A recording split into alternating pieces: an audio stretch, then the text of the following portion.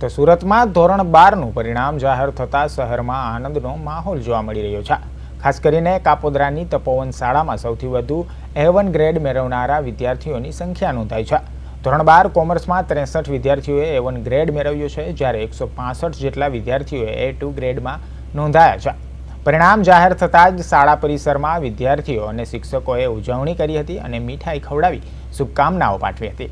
ખાસ વાત તો એ રહી છે કે 3 જેટલા વિદ્યાર્થીઓએ ટ્યુશન વિના જ A1 ગ્રેડ મેળવ્યું છે।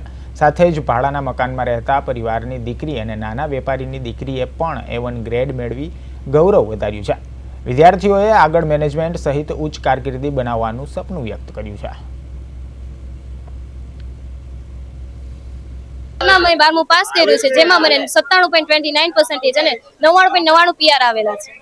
વર્ષની સ્ટાર્ટિંગ થી તે આપણને ફૂલ ટાઈમ ટેબલ આપી દીધું કે આવી રીતે તૈયારી કરવાના। દરેક શિક્ષકે એક 10 બાળકોને લઈ લીધા। તમને કઈ ફરિયાદ હોય, ડાઉટ હોય તો અમને પૂછો। શિક્ષકો આપણને કોઈ સંકોચ થતો હોય તો પણ આપણને સોલ્વ કરે। ખાલી હાર્ડવર્ક નહીં કે આખો દિવસ વાંચવાનું, પણ જ્યારે વાંચવાનું ત્યારે કોન્સન્ટ્રેશન ને થોડું કઈ વાંચી લેવાનું, એવી રીતે તૈયારી કરવાની છે। જે આજરોજ જાહેર થયેલું ઓનલાઈન પરિણામ વિજ્ઞાન પ્રવાહ અને સામાન્ય પ્રવાહની અંદર અમારી શાળાની અંદર કોમર્સ પ્રવાહની વાત કરીએ તો 62 વિદ્યાર્થીઓ A1 ગ્રેડ પ્રાપ્ત કર્યો છે અને 164 વિદ્યાર્થીઓ A2 ગ્રેડ પ્રાપ્ત કર્યો છે।